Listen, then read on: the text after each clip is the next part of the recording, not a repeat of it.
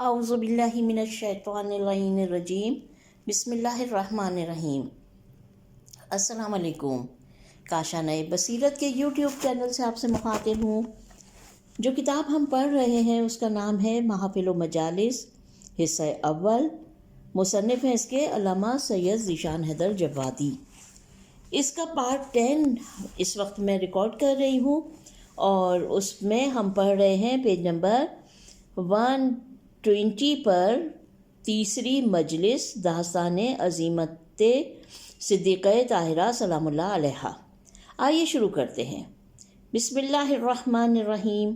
الحمد للہ رب العالمین والصلاة والسلام علی اشرف الانبیاء والمرسلین خاتم النبیین سیدنا و مولانا ابی القاسم محمد اللہم صلی اللہ محمد وآل محمد وآلہ الطیبین الطاہرین ولعنۃ اللہ علی اعدائہم اجمعین۔ اما بعد فقد قال اللہ الحکیم فی کتابہ الکریم۔ بسم اللہ الرحمن الرحیم۔ ان علینا للہدی وان لنا للآخرۃ والأولی۔ ارشاد جناب اقدس الہی ہے، بے شک ہدایت کی ذمہ داری ہمارے اوپر ہے اور دنیا اور آخرت کا اختیار ہمارے ہاتھوں میں ہے۔ کیا کہنا اس معبود کے کرم کا کہ اس نے ہدایت کی ذمہ داری جاہل اور نادان انسانوں پر نہیں ڈالی، بلکہ یہ عظیم کام اپنے ہی ذمہ لیا ہے اور انسان کی ذمہ داری فقط یہ قرار دی ہے کہ وہ مالک کے بتائے ہوئے اصولوں پر عمل کرے اور اس کے معین کیے ہوئے نظام کے مطابق زندگی گزارے۔ اسی میں خیر دنیا بھی ہے اور فلاح آخرت بھی۔ مالک کا یہ کرم نہ ہوتا تو آج ایک مرد مسلم بھی اسی طرح ٹھوکریں کھاتا پھرتا جس طرح دنیا کے دوسرے افراد ٹھوکریں کھا رہے ہیں۔ صبح و شام قوانین بنتے ہیں اور مرض گھٹنے کی بجائے بڑھتا ہی جا رہا ہے۔ صاحبان فکر و نظر ہیں، ارباب عقل و دانش ہیں، منتخب روزگار افراد ہیں، چاند کی سیر کرنے والے ہیں، مریخ پر کمند ڈالنے والے ہیں، سینہ دریا کو چیرنے والے ہیں، بطن گیتی سے خزانے نکالنے والے ہیں، لیکن اپنی ہی زندگی کے اصول اور قوانین سے بے خبر ہیں۔ دنیا کے بارے میں جو تجربہ کرتے ہیں کامیاب ہوتا ہے اور اپنے بارے میں جو قانون بناتے ہیں وہ ناکام ہو جاتا ہے۔ صبح کا بنایا ہوا قانون شام کو بدل دیا جاتا ہے اور شام کا بنایا ہوا قانون صبح کو تبدیل ہو جاتا ہے۔ Page number 121۔ اور یہ طے نہیں ہو پاتا کہ پہلا قانون زیادہ مناسب تھا یا دوسرا۔ یہ تو تجربہ ہی بتائے گا کہ کس میں زیادہ صلاحیتیں پائی جاتی ہیں، اور یہی وجہ ہے کہ بعض اوقات دوسرے قانون کا تجربہ ہی واضح کرتا ہے کہ پہلا قانون زیادہ صحیح تھا اور انسان اس کی طرف پلٹنے کی کوشش کرتا ہے۔ نظام زندگی کے تفصیلات میں جانے سے پہلے ایک معمولی سی مثال دنیا کے فیشن کی لے لیجئے۔ فیشن کے پرستار صبح و شام بدلتے ہیں اور ہر تبدیلی کے بعد یہی دعویٰ کرتے ہیں کہ یہ طرز عمل زیادہ مناسب اور عصری تقاضوں کے مطابق ہے، لیکن چند دنوں کے بعد جب اس کے عیوب و نقائص سامنے آ جاتے ہیں تو اس سے بہتر فیشن ایجاد کر لیتے ہیں، اور چند ہی دنوں کے بعد اس کا عیب بھی ظاہر ہو جاتا ہے تو اب یہ فیصلہ ہوتا ہے کہ پہلا ہی انداز زیادہ صالح اور مناسب تھا۔ آپ تجربہ کر لیں کہ انسان نے چند سالوں کے اندر کتنی مرتبہ انداز بدلے ہیں اور کس طرح اپنے نفس کو دھوکہ دیا ہے۔ کبھی چست لباس اختیار کیا اور دنیا کے معاشی حالات کی ابتری کو دلیل بنایا، اور کبھی ڈھیلا ڈھالا لباس اختیار کر کے یہ دلیل دی کہ چست لباس میں انسان کام کرنے سے معذور ہو جاتا ہے اور دنیا کے حالات عمل چاہتے ہیں۔ کبھی درمیانی راستہ نکلا اور یہ دلیل کی کہ گزشتہ دونوں انداز کمزوریوں کے حامل تھے، لہٰذا یہ طریقہ ایجاد کیا گیا ہے، اور بعد میں پھر معاشی حالات یاد آ گئے اور پہلے ہی انداز کی طرف پلٹ گیا۔ غرض کہ انسانی زندگی تغیرات کا مجموعہ ہے، اور اس کی بدنصیبی یہ ہے کہ کسی تغیر کے بغیر یہ نہیں کہہ پاتا کہ یہی تغیر صحیح ہے، اور اس کے پہلے کے جملہ قوانین و قواعد غلط تھے۔ Page number 122۔ الہی نظام اور دنیاوی دستور میں یہی فرق ہے کہ دنیاوی نظام حالات کو دیکھ کر بدلتا ہے اور الہی نظام ایک محدود وقت کے لیے معین ہوتا ہے۔ اس میں تجربہ کرنے کی ضرورت نہیں ہوتی، اور یہی وجہ ہے کہ دنیا اپنے تغیر کو تجربے کا نام دیتی ہے اور اسلام اپنے تغیر کو شریعت کا نام دیتا ہے۔ دنیا کے لیے یہ ممکن ہے کہ نئے تجربے کے بعد پھر پرانے تجربے کی طرف پلٹ جائے، لیکن اسلام کے لیے یہ ممکن نہیں ہے کہ شریعت آنے کے بعد تجربہ پھر پرانی شریعت کی طرف پلٹا دے اور اسی کو اولا و انصب ثابت کر دے۔ یہاں نظام میں اتنی پختگی اور اصول میں اتنی درستگی ہے کہ پرانی شریعت کا نمائندہ ہزاروں سال بھی زندہ رہے تو نئی شریعت کے وارث کی اقتدا ہی کرے گا، اس کا امام نہیں ہو سکتا۔ اللہم صلی علی محمد وآل محمد۔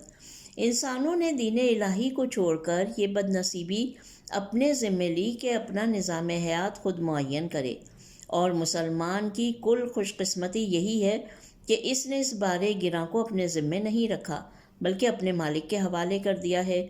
اسے یہ سوچنا ہی نہیں ہے کہ ہمارے لیے کیا مناسب ہے اور کیا نامناسب۔ اس کی یہ ذمہ داری ہی نہیں ہے کہ ہمارے حق میں کیا اولا ہے اور کیا غیر اولا۔ ہمارا کام فقط یہ ہے کہ ہم یہ دریافت کریں کہ ہمارے لیے کیا نظام بنا ہے اور ہمیں کس قانون پر عمل کرنا ہے۔ یہ اور بات ہے کہ یہ خوش نصیبی بھی انہی مسلمانوں کا حصہ ہے جنہوں نے یہ کاروبار پروردگار کے حوالے کیا ہے اور دین الہی میں اپنی دخل اندازی کو جائز نہیں سمجھا، ورنہ ان مسلمانوں اور کافروں میں کوئی فرق نہیں ہے جنہوں نے دین الہی کو بھی اپنی خواہشات کا کھلونا بنا دیا ہے اور کمال بے شرمی سے اس اعلان پر فخر کیا ہے کہ ہم نے حلال محمد صلی اللہ علیہ وسلم کو حرام بنایا ہے اور حرام محمد صلی اللہ علیہ وسلم کو حلال بنایا ہے۔ اور میں تو یہ سمجھتا ہوں کہ یہ حلال و حرام محبت کے معنی ہی نہیں سمجھے، اور ان کا یہی خیال تھا کہ اس طرح اختلاف صرف حضور سرور کائنات صلی اللہ علیہ وسلم سے ہوگا، ورنہ روح اسلام سے باخبر ہوتے تو انہیں یہ اندازہ ہوتا کہ یہ بغاوت پروردگار سے ہے اور پروردگار کا باغی دائرہ اسلام میں نہیں رہ سکتا۔ Page number 123۔ مالک کائنات کے اس کرم کا احساس اور بھی شدید تر ہو جاتا ہے جب صنف نسواں کی کمزوری پر نگاہ جاتی ہے اور یہ دیکھا جاتا ہے کہ اس نے قانون کا بار اس ضعیف و ناتواں مخلوق پر نہیں رکھا، ورنہ جب دور قدیم کے ترقی یافتہ مردوں نے اپنی قانون سازی سے انسانیت کو یوں تباہ و برباد کر دیا ہے تو اگر یہ کام جذبات و خواہشات کی مجسمہ عورت کے ہاتھ میں ہوتا تو کائنات کا نقشہ کچھ اور ہی ہوتا اور روئے زمین پر کسی اور ہی قسم کے افراد آباد ہوتے۔ یہ مالک کا کرم تھا کہ اس نے مردوں کی طرح عورتوں کی ہدایت کی ذمہ داری بھی اپنے ہی ہاتھوں میں رکھی ہے، اور آخری دور میں جب آخری شریعت آ رہی تھی تو پاسبان شریعت بنا کر ایک ایسی خاتون کو بھیج دیا جس کا کردار صبح قیامت تک لوگوں کے لیے مشعل راہ بنا رہے گا اور جسے دیکھ کر ساری خواتین اپنی زندگی کے اصول مرتب کرتی رہیں گی۔ اس کے کردار میں کوئی نقص نہ ہوگا، اس کی زندگی میں کوئی کمزوری نہ ہوگی۔ آیت تطہیر اس کی طہارت کی ضمانت لے گی، آیت مباہلہ اس کی صداقت کا اعلان کرے گی، آیت مودت اس کی قربت و قرابت کا اظہار کرے گی، سورہ دہر اس کی ثقافت کا قصیدہ پڑھے گا۔ گھر میں رہے گی تو ملک پاسبانی کے لیے آئیں گے، عورتیں خدمت کے لیے آئیں گی، رضوان درزی بن کے آئے گا، زہرا سجدہ کرتا نظر آئے گا، جبرائیل جھولا جھلانے آئیں گے، میکائیل چکی پیسنے آئیں گے، اور گھر سے باہر مباہلہ میں نکلے گی تو نبوت سینہ سپر بن جائے گی اور امامت پشت پناہی کا فریضہ انجام دے گی۔ اللہم صلی علی محمد وآل محمد۔ Page number 124۔ گفتار کا وہ انداز کہ گویا رسول بول رہے ہیں، رفتار کا وہ انداز کہ باپ سے ذرا برابر فرق نہ آنے پائے، کرم کا وہ عالم کہ ماں کی روح خوش ہو جائے، ایثار کی وہ کیفیت کہ دین خدا شرمندہ احسان ہو جائے، اور مردوں کے لیے کی ہدایت کے لیے 13 آئیں تو عورتوں کے لیے ایک ہی خاتون قیامت تک کے لیے کافی ہو جائے۔ مردوں کی ہدایت کے لیے 13 آئیں تو عورتوں کے لیے ایک ہی خاتون قیامت تک کے لیے کافی ہو جائے۔ اللہم صلی علی محمد و آل محمد۔ اور جب تنہا پوری صنف کی ہدایت کی ذمہ داری ہو اور 13 مردوں کا فرض اکیلے ادا کرے تو ہر ایک کا انداز بھی ہونا چاہیے اور ہر ایک کے جمال و جلال کا پرتو بھی ہونا چاہیے۔ اخلاق میں رسالت کا انداز ہو، ہمت و استقلال، علم و حلم، صبر و شجاعت میں امامت کی شان نظر آئے۔ بولے تو علی علیہ السلام معلوم ہو، چپ ہو تو حسن علیہ السلام کا انداز پیدا ہو، اٹھ جائے تو حسینی کردار ہو، صبر کرے تو زین العابدین علیہ السلام کا حلم نظر آئے، علم میں محمد باقر علیہ السلام کی شان ہو، صدق میں جعفر صادق علیہ السلام کا انداز ہو، قوت برداشت میں موسیٰ کاظم علیہ السلام کا رنگ ہو، تسلیم و رضا میں علی رضا علیہ السلام کا انداز ہو، تقوی تقی علیہ السلام جیسا ہو، طہارت نقی علیہ السلام جیسی ہو، جلال و غضب میں عسکریت پائی جاتی ہو اور ارشاد و ہدایت میں مہدویت کا انداز ہو۔ اللہم صلی علی محمد و آل محمد۔ فاطمہ زہرا صلوات اللہ علیہا و سلامہ علیہا کی زندگی ایک ایسی ہی زندگی ہے۔ آپ کی ذات گرامی بیٹی ہونے کے رشتے سے وارث رسول ہے، رفیق زندگی ہونے کے اعتبار سے شریک امامت ہے اور ام الائمہ ہونے کے لحاظ سے ہر امام کے کمال و جمال کی آئینہ دار ہے۔ جو کچھ 11 اماموں کے کردار سے کل ظاہر ہونے والا ہے، اس کا پرتو معصومہ عالم کی زندگی میں آج ہی پایا جا رہا ہے، اور شاید یہی راز تھا کہ پروردگار نے بھی کسا کے نیچے زہرا کا تعارف کروایا تو سارے فرشتوں کا مرکز بنا دیا اور اولاد کی منزل میں بنوہا جمع کا صیغہ استعمال کر دیا تاکہ زہرا علیہ السلام جملہ اوصاف و کمالات کی مصدر و مرکز قرار پا جائیں۔ Page number 125۔ آج مختصر لفظوں میں اسی معصوم کونین کی حیات و شخصیت پر روشنی ڈالنا ہے اور یہ دیکھنا ہے کہ صدیقہ طاہرہ کی ذاتی شخصیت کیا ہے اور آپ کی خدمات دین اور مذہب، قوم و ملت اور دنیا اسلام اور ایمان میں کیا ہے۔ زندگی کا مختصر خاکہ یہ ہے کہ بعثت کے 5ویں سال اس دنیا میں تشریف لائیں۔ تقریباً 2 برس کی عمر تھی کہ حیات پیغمبر اسلام ایک تازہ ترین مصیبت سے دوچار ہوئی۔ آپ کو پریشان کرنے، آپ کی راہ میں کانٹے بچھانے والے، آپ کے سر پر کوڑا پھینکنے والے مشرکین نے یہ طے کیا کہ آپ کا مکمل بائیکاٹ کر دیا جائے۔ جب تک سماج سے آپ کا رشتہ منقطع نہ ہو جائے گا، آپ کے تبلیغی اثرات کو روکنا ممکن نہیں ہے۔ آپ کا مذہب روز بروز پھیلتا جا رہا ہے اور آپ کے کردار کی روشنی دلوں میں گھر کرتی جا رہی ہے۔ بائیکاٹ کا منصوبہ بنا، جناب ابو طالب پورے خاندان کو لے کر ایک غار میں چلے گئے۔ 3 سال تک مقاطعہ برقرار رہا اور بنی ہاشم درخت کے پتے چباتے رہے۔ نہ کوئی پرسان حال تھا، نہ ہمدرد، نہ کوئی ان کے ہاتھ سامان بیچنے والا تھا، نہ ان کے حال زار پر رحم کھانے والا۔ بالآخر کفار کو خود اپنے مظالم کا احساس ہوا اور بندش توڑ دی گئی۔ ارباب دانش خود پہچان سکتے ہیں کہ بنی ہاشم کا صبر اور استقلال کیا تھا۔ جہاں ظالم ظلم کرنے سے تھک گیا، مظلوم ظلم برداشت کرنے سے عاجز نہیں ہوا۔ اس بندش کی روشنی میں صفین کا فیصلہ بھی ہو سکتا ہے اور کربلا کا بھی۔ ظلم جبر و تشدد ہی سے مروب کرنا چاہتا ہے اور مظلوم صبر و استقلال ہی سے مقابلہ کرتا ہے۔ تاریخ نے صاف واضح کر دیا کہ کفار و مشرکین کے ورثہ دار شام کے حکام ہیں۔ Page number 126۔ اور محمد مصطفیٰ صلی اللہ علیہ وسلم کے وارث علی ابن ابی طالب اور حسین بن علی علیہ السلام ہیں۔ اچھا، یہاں پر میں نے پڑھا تھا کہ کفار، اور تاریخ نے صاف واضح کر دیا کہ کفار اور مشرکین کے ورثہ ہوتا۔ میں نے ورثہ پڑھا تھا، یہاں پہ ورثہ یا ورثہ دار شام کے حکام ہیں۔ اچھا، برسہ دار شام کے حکام ہیں اور محمد مصطفیٰ کے وارث علی ابن ابی طالب اور حسین ابن علی علیہ السلام ہیں۔ پیج نمبر 126 پہ ہم آ چکے ہیں۔ 5 سال کی عمر تھی جب یہ محاصرہ ٹوٹا، لیکن چند دنوں کے بعد ایک تازہ مصیبت آ گئی کہ ادھر جناب ابو طالب کا انتقال ہوا، ادھر ماں کا سایہ سر سے اٹھ گیا۔ کم سنی میں یتیمی اور تنہائی کا صدمہ کیسا ہوتا ہے، یہ زہرا سلام اللہ علیہا کا دل ہی جانتا ہے۔ لیکن خدا رکھے ابھی باپ زندہ تھا۔ تھوڑے عرصے کے بعد حکم ہجرت آیا اور فاطمہ سلام اللہ علیہا 8 برس کی عمر میں مکہ معظمہ سے مدینہ منورہ آ گئیں۔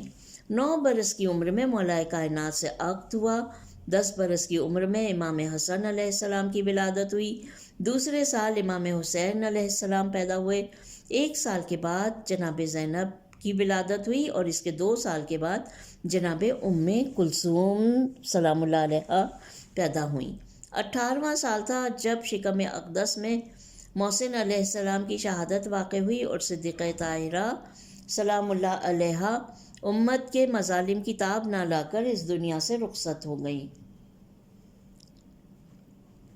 18 سال کی عمر مختصر اور اس میں مصائب کی یہ کثرت کہ خود اپنے حال کا مرثیہ پڑھا، مجھ پر اتنے مصائب ڈالے گئے کہ اگر دن پر پڑھتے تو راتوں کی طرح تاریک ہو جاتے۔ لیکن کیا کہنا بنت رسول کے صبر و استقلال کا کہ نہ ذاتی اوصاف و کمالات میں کوئی فرق آیا، نہ خدمت مذہب و ملت سے انحراف فرمایا۔ قوم ستاتی رہی اور سیدہ کی ہدایت کی دعائیں کرتی رہیں، دنیا گھر جلاتی رہی اور فاطمہ فرض تبلیغ ادا کرتی رہیں۔ تاریخ گواہ ہے کہ نہ اس شان کا باپ دیکھا ہے اور نہ اس شان کی بیٹی، نہ اس کردار کا شوہر دیکھا ہے، نہ اس عظمت کی زوجہ، نہ اس جلالت کے بچے دیکھے ہیں، نہ اس رفعت و منزلت کی ماں۔ رشتوں کے ساتھ فضیلتیں سیدہ کے گھر کا طواف کر رہی تھیں اور نسبتوں کے ساتھ عظمتیں فاطمہ کی ڈیوڑی پر خیمہ ڈالے ہوئے ہیں۔ Page number 127۔ ذاتی فضائل کا یہ عالم تھا کہ مصلح عبادت پر آ گئیں تو دنیا نور عبادت سے منور ہو گئی۔ صبح کے وقت ایک ایسا نور ساطع ہوتا، ظہر کے وقت ایک نور ساطع ہوتا، ظہر کے وقت دوسرا نور اور مغرب کے ہنگام میں تیسرا نور مدینہ نور زہرا سلام اللہ علیہا سے منور ہو جاتا۔ فضیلت آواز دیتی، نمازیں پڑھ کر خود مقرب بارگاہ بن جانا امت کا کام ہے اور نماز سے کائنات کو منور کر دینا بنت رسول کی منزل ہے۔ اللہم صلی علی محمد وآل محمد۔ مساوات و مواسات کا یہ عالم تھا کہ گھر کا کام ایک دن فضا انجام دیتی تھیں اور ایک دن خود بنفس نفیس، یعنی خانہ زہرا میں ایک دن وہ بھی آتا جب کائنات کی شہزادی گھر کی خدمت کرتی تھی اور فضا سکون سے بیٹھتی تھی۔ دنیا کا کوئی انسان تصور نہیں کر سکتا کہ کوئی شہزادی اپنی خادمہ کے ساتھ ایسا برتاؤ کرے گی، ہرگز نہیں۔ میں تو یہ کہتا ہوں کہ یہ انداز یا تو علی علیہ السلام میں دیکھا یا زہرا سلام اللہ علیہا میں۔ وہاں قمبر نیا لباس پہنے اور خود بوسیدہ ردا اوڑھے، یہاں فضا آرام کرے اور خود گھر کی خدمت کریں۔ کیا ایسا ماحول بھی اس بات کی اجازت دیتا ہے کہ غلام و آقا کی تفریق کی جائے؟ اور کیا ایسا مولا پا کر بھی کوئی غلام و کنیز در آقا سے جدا ہو سکتا ہے؟ ہرگز نہیں۔ اور خدا گواہ ہے کہ ہم نے بھی اسی کرم کو دیکھ کر غلامی کا دھم بھرا ہے اور ہمیں اعتماد ہے کہ ہم دنیا میں اپنی بد نفسی کی بنا پر غافل ہو جائیں تو ہو جائیں، لیکن وہ قیامت کے دن اپنے کرم سے غافل نہ ہوں گے۔ جب ان کا دامن ہاتھ میں ہے تو جنت بھی اپنی ہے، کوثر بھی اپنا ہے، خدا بھی اپنا ہے اور رسول بھی اپنا ہے، اسلام بھی اپنا ہے، ایمان بھی اپنا ہے، کعبہ بھی اپنا ہے، قرآن بھی اپنا ہے، اور مختصر یہ کہ ہم ان کے ہو گئے تو کل کائنات اپنی ہے۔ اللہم صلی علی محمد وآل محمد۔ کردار کی بلندی کو دیکھا تو یہ عالم نظر آیا کہ مرسل اعظم نابینا صحابی کے ہمراہ بیٹی کے گھر آتے ہیں، دروازے پر رک کر اجازت مانگتے ہیں۔ بیٹی نے عرض کی، بابا یہ گھر آپ کا گھر ہے اور یہ سیدہ آپ کی خادمہ ہے، اجازت کا کیا سوال ہے؟ مرسل اعظم نے پھر اجازت مانگی۔ سیدہ نے عرض کی بابا یہ آپ کیا فرما رہے ہیں، یہ گھر آپ کا گھر ہے۔ فرمایا بیٹی میرے ساتھ ایک نابینا صحابی بھی ہے۔ عرض کی بابا آپ کو تو معلوم ہی ہے کہ میرے پاس ایک چادر ہے، سر چھپاتی ہوں تو پیر کھل جاتے ہیں، پیروں کو ڈھانپتی ہوں تو سر کھل جاتا ہے، کیسے اجازت دوں؟ جی چاہتا ہے عرض کروں بی بی وہ صحابی نابینا ہے، آ جانے دیجئے۔ سیدہ فرمائیں گی صحابی نابینا ہے، میں تو نابینا نہیں ہوں، میں یہ پسند نہیں کرتی کہ میری نگاہ نامحرم کے چہرے پر پڑے۔ اور اسی حقیقت کا اعلان اس وقت کیا تھا جب پیغمبر اسلام نے یہ سوال اٹھایا تھا کہ عورت کے لیے سب سے بہتر شے کیا ہے، اور لوگ جواب کی منزل میں لباس، زیور، آرائش، آسائش کے بارے میں سوچ رہے تھے۔ اور مولا کائنات بیت الشرف میں آئے تھے تو سیدہ نے عرض کی تھی یا ابوالحسن بابا جان سے کہہ دیجئے کہ عورت کے لیے سب سے بہتر شے یہ ہے کہ نہ اس کی نگاہ نامحرم پر پڑے اور نہ محرم کی نگاہ اس پر پڑے۔ اور پیغمبر نے یہ جواب سن کر بیٹی کو گلے سے لگایا تھا۔ بے شک رسول کی بیٹی کا کردار ایسا ہی ہونا چاہیے۔ میں کہوں گا شہزادی آپ کے بلند کردار کے قربان، لیکن بی بی آپ تو معصومہ ہیں، آپ کے ہاں یہ امکان کہاں ہے کہ آپ کی نگاہ کسی نامحرم پر پڑ جائے؟ آپ نابینا صحابی کو آ جانے دیجئے۔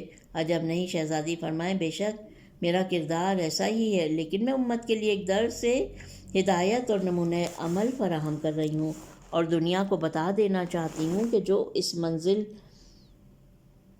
منزل کردار کو سوچ بھی نہ سکیں وہ تم ہو، اور جس منزل کردار پر فائز ہو وہ نبی کی بیٹی فاطمہ زہرا ہے۔ اللہم صلی اللہ محمد وآل محمد۔ یہاں پر ہم آج کی اپنی ریڈنگ ختم کرتے ہیں، اور انشاءاللہ پارٹ نمبر 11 کے ساتھ آپ کے سامنے حاضر ہوں گے۔ ربنا تقبل منا انک انت سمیع العلیم۔ اپنا بہت خیال رکھیے گا۔ خدا حافظ۔